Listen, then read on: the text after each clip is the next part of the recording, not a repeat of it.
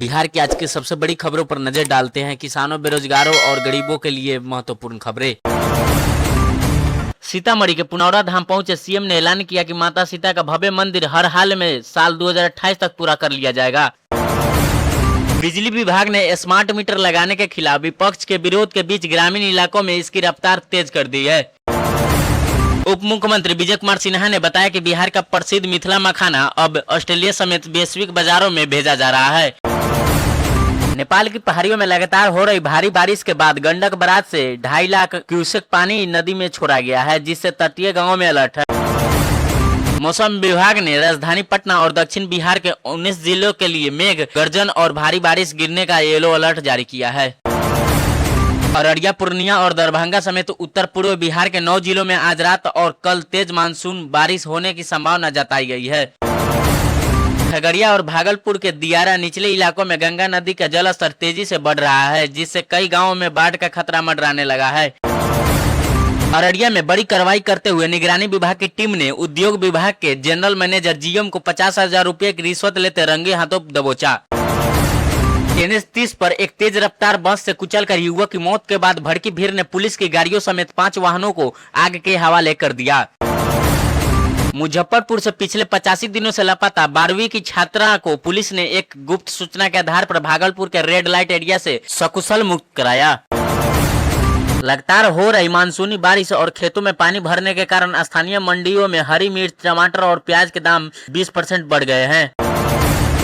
बिहार के 59 लाख गैस उपभोक्ताओं को अपनी सब्सिडी जारी रखने के लिए 16 अगस्त तक ई-केवाईसी करना अनिवार्य किया गया है।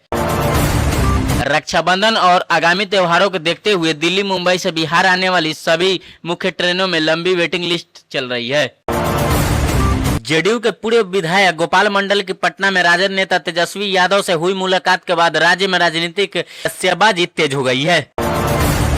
नई औद्योगिक नीति के तहत राज्य सरकार ने पहले चरण में बिहार के 45 विभिन्न उद्यमियों को 55 करोड़ की वित्तीय सहायता राशि सीधे उनके खातों में ट्रांसफर की।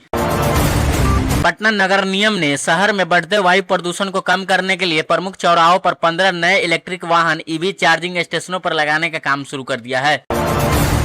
आर्थिक अपराध इकाई ईओयू ने भ्रष्टाचार के एक बड़े मामले में सहरसा के शिक्षा विभाग के डीपीओ अजीत अमर के ठिकानों पर सघन छापेमारी की। निगरानी विभाग की टीम ने एक और बड़ी कार्रवाई करते हुए बेगूसराय के सदर अंचल कार्यालय में कार्यस्थ क्लर्क सोनू कुमार को रिश्वत लेते दबोचा। कैमूर और मधुबनी जिलों में पुलिस ने राष्ट्रीय राजमार्ग पर नोकबंदी कर ट्रकों में छिपा कर ले जाया जा रहा 96 लाख का अवैध गांजा बरामद किया। नवादा पुलिस ने फर्जी लोन देने और लॉटरी के नाम पर लोगों से ठगी करने वाले गिरोह के 3 सक्रिय सदस्यों को गिरफ्तार कर जेल भेजा गया है। शनिवार को स्कूलों में हाफ डे। बिहार के सरकारी स्कूलों में 8 अगस्त से शनिवार को हाफ डे की व्यवस्था फिर से प्रभावी रूप से लागू कर दी गई है। दोपहर तक चलेगी कक्षाएं। नए नियम के अनुसार शनिवार को टिफिन ब्रेक के बाद बच्चों की छुट्टी कर दी जाएगी। 31 अक्टूबर तक सिलेबस पूरा करने का लक्ष्य। शिक्षा विभाग ने सभी शिक्षकों को 31 अक्टूबर तक हर हाल में सिलेबस पूरा करने का निर्देश दिया है। करोड़ों की गाड़ियां फूकी गई। पटना में हुए हिंसक बवाल के दौरान उग्र भीड़ ने करीब 3 करोड़ रुपए की गाड़ियां फूक दी। 85 दिन में 2 बार बेची गई छात्रा। तस्करों ने छात्रा को अगवा कर पहले कोलकाता और फिर भागलपुर में 2 बार बेच दिया था। महिला एसआई का फिल्मी स्टाइल में रेस्क्यू। मुजफ्फरपुर के महिला सब इंस्पेक्टर ने मानव तस्करों पर सीधे पिस्टल तानकर फिल्मी अंदाज में छात्रा की जान बचाई। सरकारी नौकरियों के लिए नए विज्ञापन जल्द। बिहार प्रशासनिक सुधार मिशन और विभिन्न विभागों में खाली पदों पर भर्ती करने के लिए प्रक्रिया तेज हो गई है। बिजली आपूर्ति में सुधार के निर्देश। ग्रामीण इलाकों में खराब ट्रांसफार्मरों को 24 से 48 घंटे के भीतर बदलने के लिए बिजली कंपनियों को सख्त हिदायत दी गई है। मोतिहारी में नकली खाद की फैक्ट्री सील। कृषि विभाग की टीम ने गुप्त सूचना के आधार पर छापेमारी कर भारी मात्रा में नकली उर्वरक जब्त किया।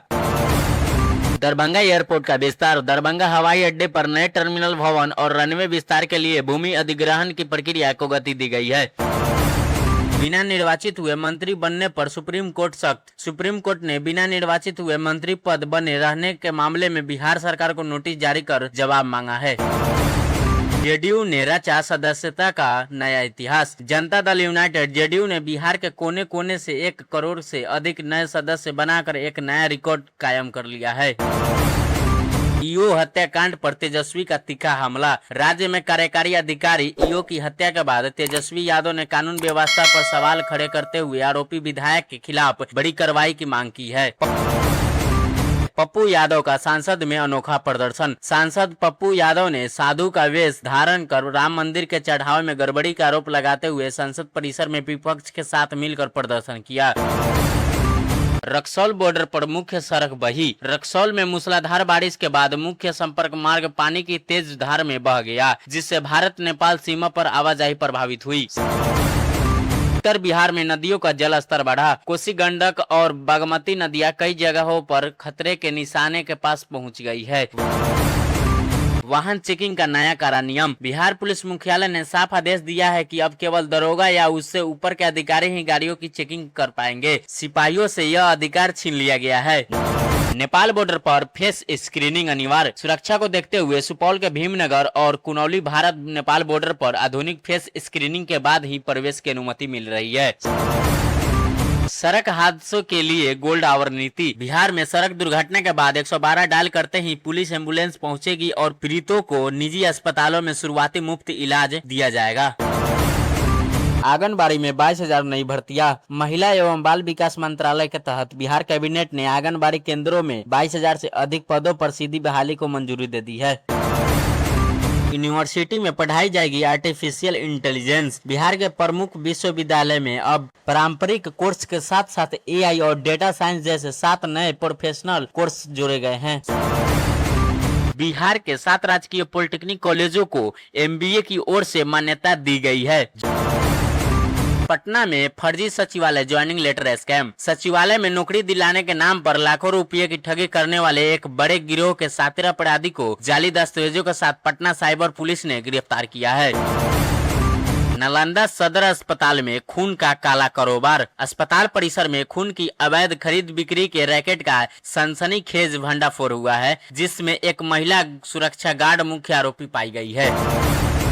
दरभंगा सिविल कोर्ट में फर्जी वकील एपीपी गिरफ्तार। कोर्ट परिसर में जाली आईडी कार्ड का इस्तेमाल कर घूम रहे फर्जी एपीपी सहित 3 जालसाजों को पुलिस ने हिरासत में लिया है। फसल नुकसान के लिए 2 लाख किसानों को मुआवजा। बाढ़ और सुखाड़ से प्रभावित बिहार के 2 लाख से अधिक किसानों के खातों में फसल क्षति की राशि सीधे डीबीटी के माध्यम से ट्रांसफर की जाएगी।